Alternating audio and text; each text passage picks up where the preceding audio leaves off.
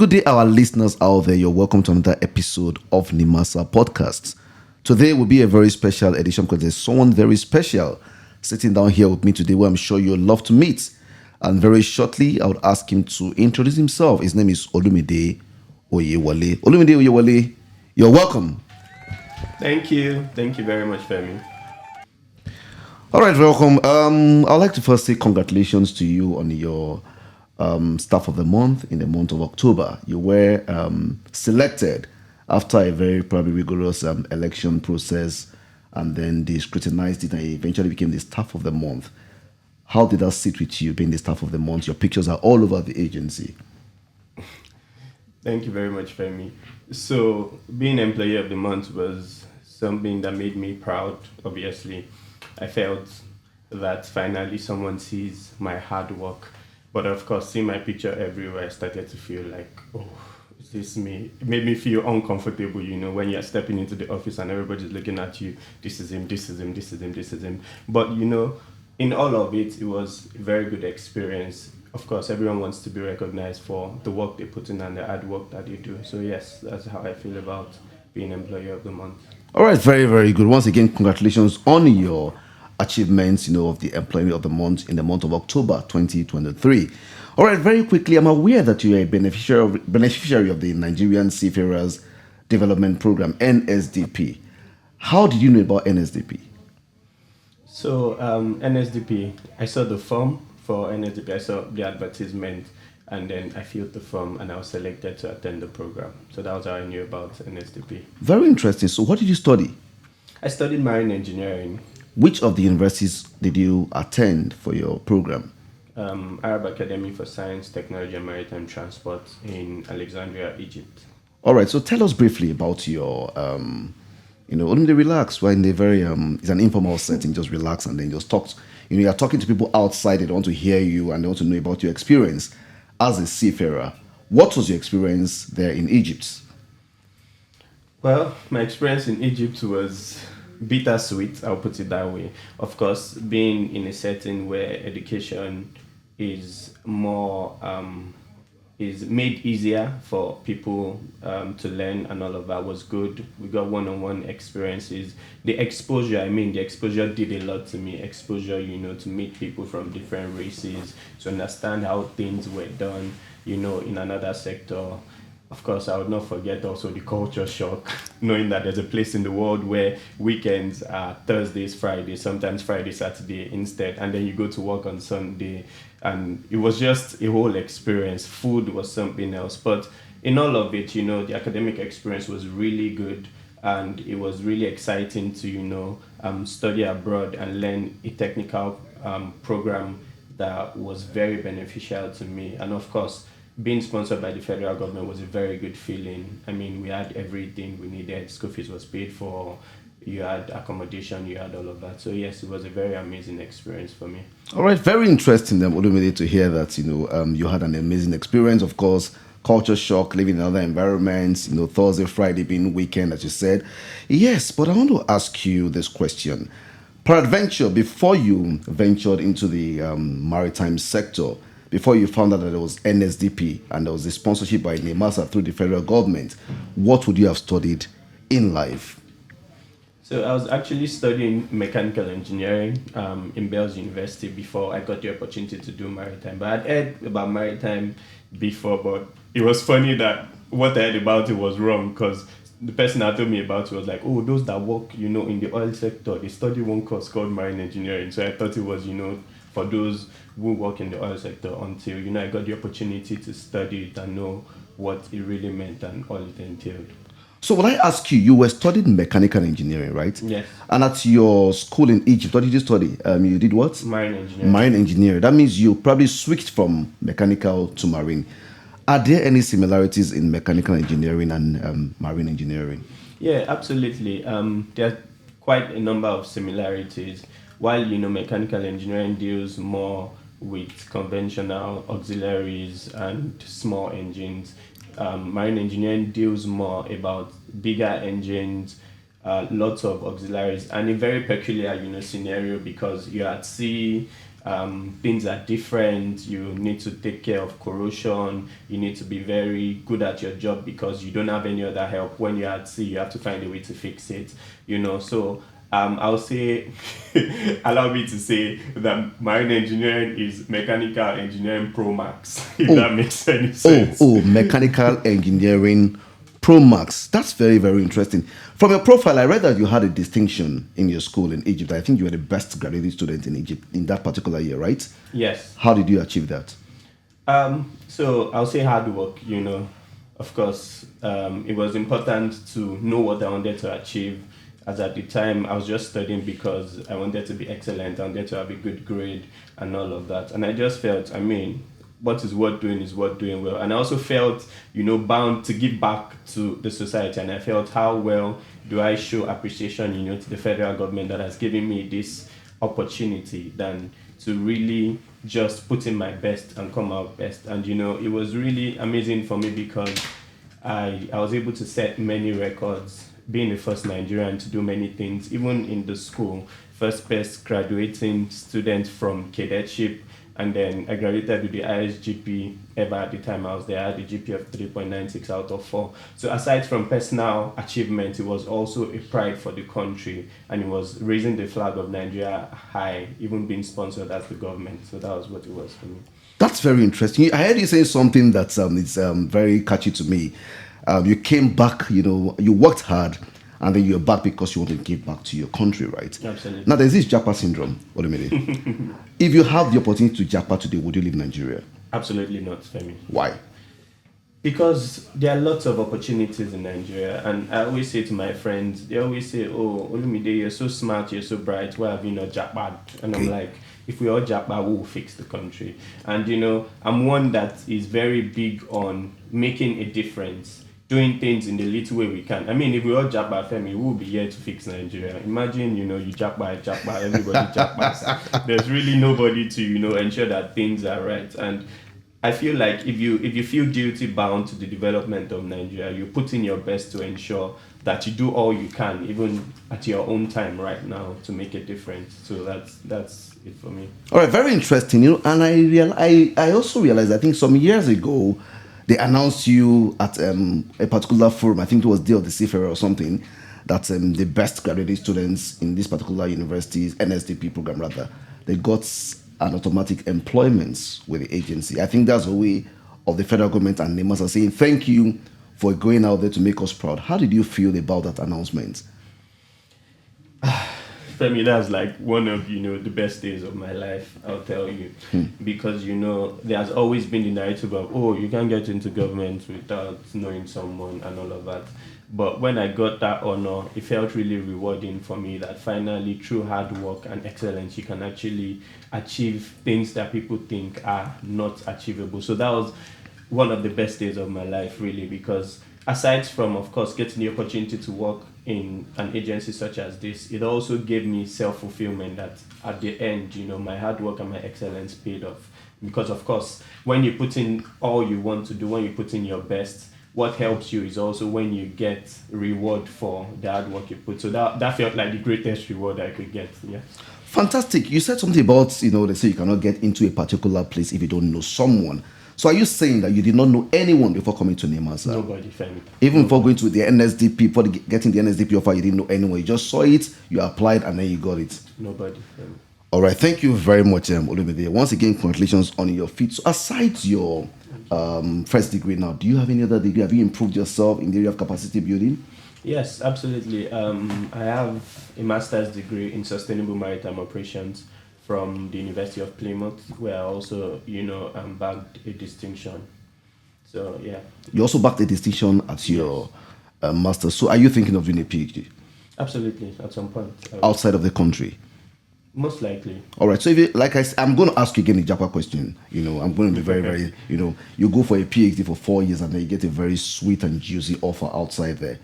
What are you going to do? I'm putting you on the spot now, Olumide. Okay, so two things. So one is I would, of course, analyze the situation, and I'll tell you, even if money is tempting, I'm not completely moved by money. Of course, we like money and all of that, but what I'll really analyze is, does it put me in the situation to be able to give back eventually? Because if I'm going to get a job abroad, I feel like it should be something that will increase my proficiency to be able to come back to Nigeria eventually to give back. But if it's something that would not be of value to me or Nigeria, at the end of the day, if it's just about the money, then I don't think I'll do it. So if it's something that will make me learn more, of course, that will make me able to give back to my community and Nigeria, I would absolutely do that. But of course, I'll give myself a time frame so I don't get carried away. Okay, 5 years, and we're back in Nigeria. But trust me, Femi, I'm a Nigerian guy. I love that. No I love that. here. Nigerian for life. That's Nigerian interesting. for life. Very, very interesting. Only say he doesn't like money. Well, I don't know about I that. don't like money. Okay. I said money should not be the only motivation. Of course, there are other priorities. But money could also be a motivation, right? Yes, but not a motivation to veer off your vision of giving back to your country. Well, let's talk about job satisfaction and money, generally speaking. If you're to get a job, you're satisfied on this job, but the money is not good. Not NIMASA particularly, just generally outside there. And then I'm trying to compare this issue of money and satisfaction. How can you marry the two together? Job satisfaction or money? Which one is better? I say meet me in the middle. So I've worked where the money was not great, but Okay. I felt the job satisfaction. So I know how it feels, to wake up in the morning and you're excited to do what you want to do. So even though money might not be there, there's something that keeps you going. Of course, you need money to pay bills, you need money to sort things out. But at the same time, if you're not getting satisfaction, it doesn't make any sense. So I say meet in the middle. And I feel like, when you do stuff that give you satisfaction, at some point money will come. I always say money will come. It's something that will definitely come. But of course, don't go and do a job that they'll pay you what is not enough to fend for your family, and other people suffer because of your vision. So yeah, that's what I would say. All right, I'll put you on the spot again. I heard you talking about fending for the family. Olumide, are you married? Tell me, this question you brought. I hope my parents are not seeing me because they're like, this boy go and marry now. So I'm single, fair. All right, listeners out there, there's a bachelor for sale here. Please, quickly. He has money. Grab him very quickly. Olumide Oyewole is his name. He works in NIMASA. Let him hear very well. He works in NIMASA. He has money. You just apply. You can apply to me. I'm the host. My name is Femi Kumuyi. I'll be able to give you his contact. All right, very quickly. Olumide, let me ask you this question. Peradventure, when you came back from Egypt, you had a first class, you had a very good degree, you represented Nigeria very well. Let's assume the master didn't give you an automatic employment. What would you have been doing at this time? What would I have been doing at this time? So before I came to NIMASA, I was working in a maritime company where I shuffled both the vessel management company and the shipyard. So I believe by now I would have grown, gained lots of more experience from what I was doing. Probably have pivoted into something else and do maybe work for other companies. But I'm sure that I would also be doing well. But of course, being in NIMASA is such a great opportunity because it has exposed me to a whole lot more. And of course now. All right. All right. Now, let me ask you this very good question. Now, Nigeria now has a Ministry of Marine and Blue Economy. From the academic point of view, because it seems you love academics, how do you think the ocean resources can be harnessed in your own, thinking academically? How do you think it can be harnessed? So I'm ecstatic about, the decision by the federal government to establish this ministry because I believe, it's long overdue. And I'm big on sustainability. So blue economy is really sustainability. Like I said, I studied sustainable maritime operations. So the blue economy is actually something that if we pay attention to can be the new oil. We are trying to diversify, and because it cuts across, various industries. From this blue economy, you can generate power. From this blue economy, there's fishery and food. From this blue economy, there's tourism. From this blue economy, there's maritime transport. There's commercial business. There's insurance. There's quite a lot. So I feel like, this is a step in the right direction. And once we begin to pay attention to all the opportunities in blue economy, it will be really good for us. And I mean, there are many countries that, blue economy is their source of survival. We have Philippines who ships, seafarers. That's like their major source of income. Yes, very true. We have Singapore that deals mainly, on blue economy, shipping and all of that. We have Mauritius, Maldives that thrive on tourism. So imagine Nigeria that is blessed enough to have all of this. You can see how much we can do with the vast number of resources that we have, especially as blue economy. So blue economy is something that when we really pay attention to it, like I said, it's going to be the new oil and it's going to make much more progress than we've always thought we had with oil. And of course, it's also a sustainable source of income. All right, thank you very much. As a professional in the maritime industry, how do you think government can harness the resources in our oceans? Okay, so recently I've been thinking, like I said, I like to give back. So recently I've been thinking, now we have a Ministry of Blue Economy. What can we do, to harness? I feel like the first thing is partnership.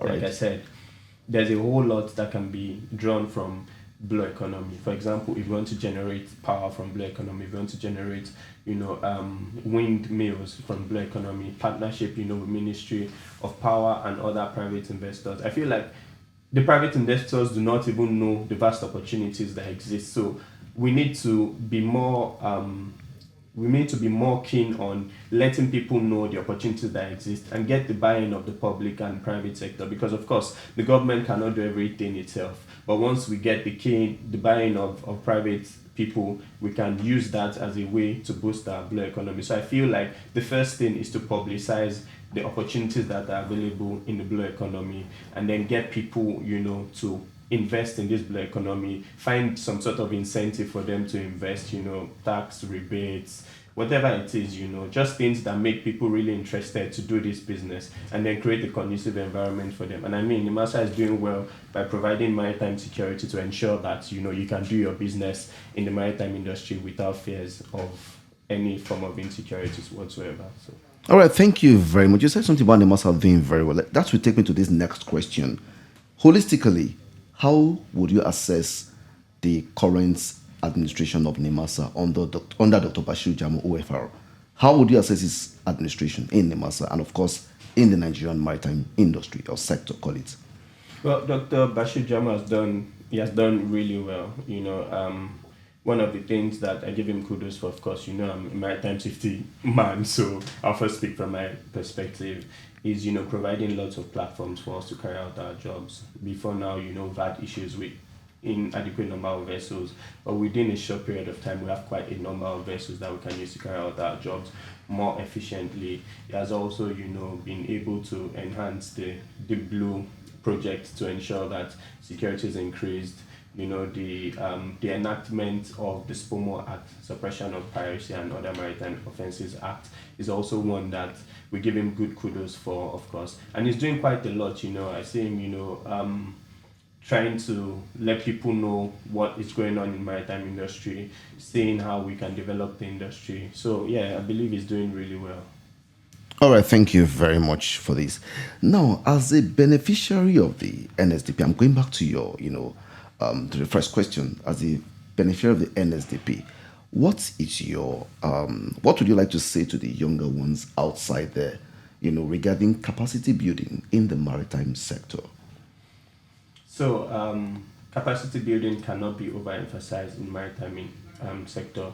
And like I said, there are lots of opportunities in the maritime sector. So there's room for quite a number of people. So apart from, being a sailor, there's a whole lot of opportunities that exist in maritime industry. So capacity building is one of the areas I think we should pay attention to and be really diligent in involving ourselves in. And also, like you said, what to say to them about, I believe, excellence is a universal language and is something that youths need to really pay attention to. Hard work and excellence, like I say, excellence speaks for you. You do your job and, people know to buy excellence. So while we're trying to build capacity, we also need to ensure that, the youths are excellent and they're hardworking to ensure that we get a good blend and a productive youth workforce that we require for thriving.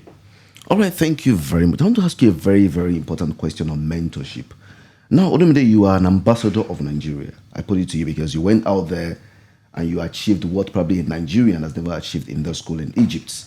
Now, in the place of mentorship, what do you think about mentorship in the maritime sector, particularly for the younger generation?